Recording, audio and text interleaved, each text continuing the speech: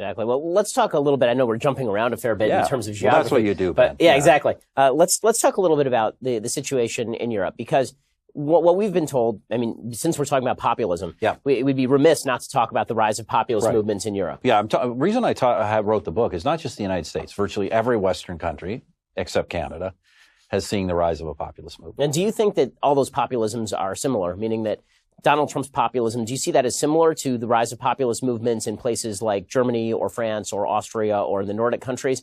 Or is it of a different kind? So none of these populisms are identical. Some I would call, I think the Trump phenomenon, certainly the Brexit movement in the UK, these would be fundamentally kind of center-right populist movements.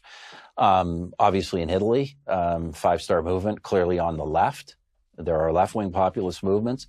And there are populist movements in Europe that would be anti-market, the kind of visceral ethnic nationalism you're talking about that would be of a totally different nature, more extreme right type. So these movements can be different, but I would say that a lot of them have commonalities, and the commonalities they've tended to have in this era is raising questions about the functioning of market economies, questioning trade and trade agreements, questioning globalization, certainly, and European Union and Europe as a form of that, and questioning immigration. Now, the way they question, the types of solutions they advocate, I think distinguishes them, but those are the common threads. And so what do you make of the argument that's made by a lot of folks, particularly on the left? There's something specifically threatening about the rise of these populist movements, that it's not just reaction toward conservatism, a movement away from the left and toward conservatism in reaction to open borders leftism or globalization-based leftism, but that this has led to this dangerous rise in xenophobia. It's led to the rise of far right. I think it's really an overgeneralization.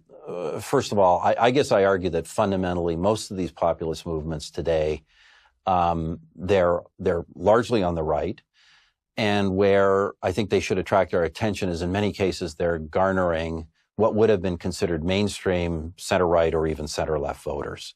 And that's what should concern us.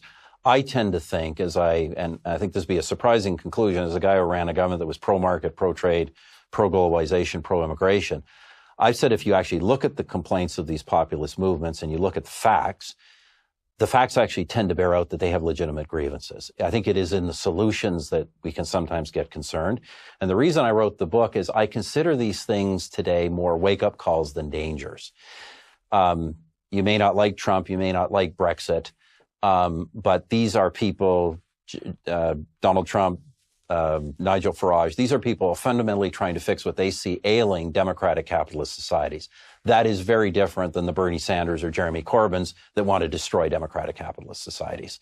And that's where I draw the line. So where I tend to look at these so-called populist movements or nationalist movements in Europe, are they movements that are responding to kind of genuine concerns about how the European Union functions or how ordinary people are doing, versus countries that are kind of demanding a form of ethnic right-wing socialism, which I think is an entirely different beast. And that is, I think, the big question right now. So I remember during the 2016 election, there were a lot of arguments about this because President Trump talked about populism. He wasn't super clear about what he meant by that. Right. And so this created a serious rift between sort of the conservative side of the Republican Party and the populist side.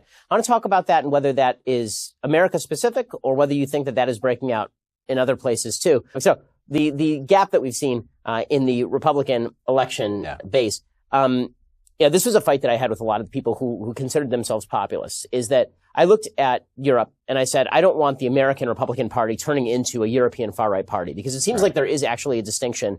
And you obviously being from Canada, maybe you can either tell me whether this is correct or not, that American conservatism is of a slightly different brand than conservatism in Europe or in other countries, in that based on the idea of God-given rights protected by a limited government, the essential assumption is that if something comes up, it is not the government's job. And populism sort of suggests there's a problem, and now it is the government's job. And so if there's a problem in your town and you've lost jobs in that town, now it's the government's job to step in and fix it.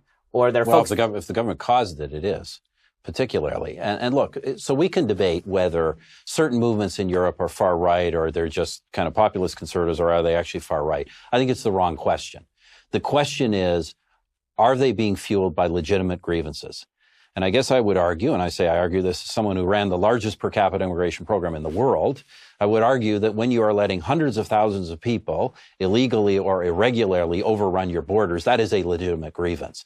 And if you get any kind of a movement out of that, including a far-right one, don't point the finger at the people for voting for it. Point the finger at the policymakers who allowed such a crazy policy to bring about that outcome and fix the policy.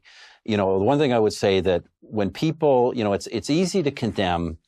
In fact, I had a rule in I united the conservative movement in Canada. It's been divided into historically two parties and various factions.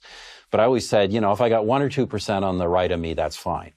But when you get 5% or 10% or 20%, or infamously with Hillary Clinton, 45, 46%, and you're calling them fringe, there's something wrong with you. We live in a democratic society. You can't start condemning large segments of the population as fringe. If they're voting for that, you've got to address their concerns, and especially, as I say, if their concerns are legitimate. So you can complain about the policies of those, quote, far-right parties, but offer an alternative. Don't pretend they don't have a legitimate issue.